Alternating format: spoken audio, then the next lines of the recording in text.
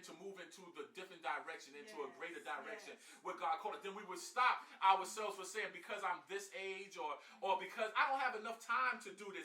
It's going to take, I remember we put an outreach program together. God spoke to me in March. I believe it was March. And God gave me about a few months. In August, we did the conference, a UMATA conference in the school. God, I said, God, and usually these things take a year and over to plan. But within that short span of time, God put it together. God gave us the connection, and God did a wonderful thing. Because God said, look, you're going to operate outside the parameters of time. Yes, to some of those, they may need a year. They need that and more to plan. But I'm going to show you how I work. Because he operates outside time, the time does not restrict him or hold him back from doing what he needs to do. So, time limits the extent the numbers can go. 60 seconds.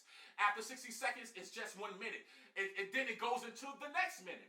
So we see how time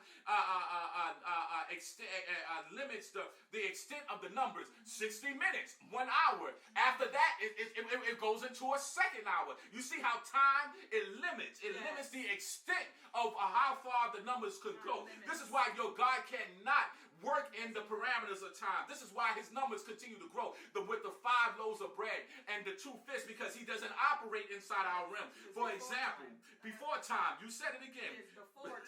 For example, the duration of our life is subject to a limited time. You see, in the natural, we will die. The flesh is subject to that. We're subject. The flesh has to die. It deteriorates because it has time on it. So time is a restriction. But we know, but our soul, but listen to this, but our soul is subject to a spiritual principle that operates outside of the realm of time, thus allowing it to live for an eternity with no time restraints. Do you understand where I'm going with this right now? I'm telling you, in your natural realm, this is why the Bible said we must walk by faith. Oh my God. By faith. You can't physically see faith and not by sight, because your flesh will deteriorate, because it is caught in a confinement with the restraints of time. But this soul, it lives for an eternity.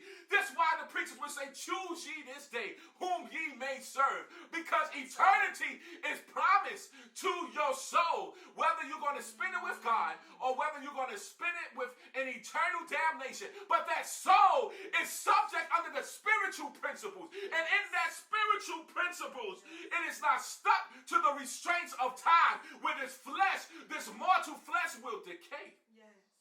It is subject to death. But that soul, because it's subject to the spiritual principles, my God, there are no time restraints. It's going to live for an eternity. So because of this fact, God is able to create limitless possibilities. Some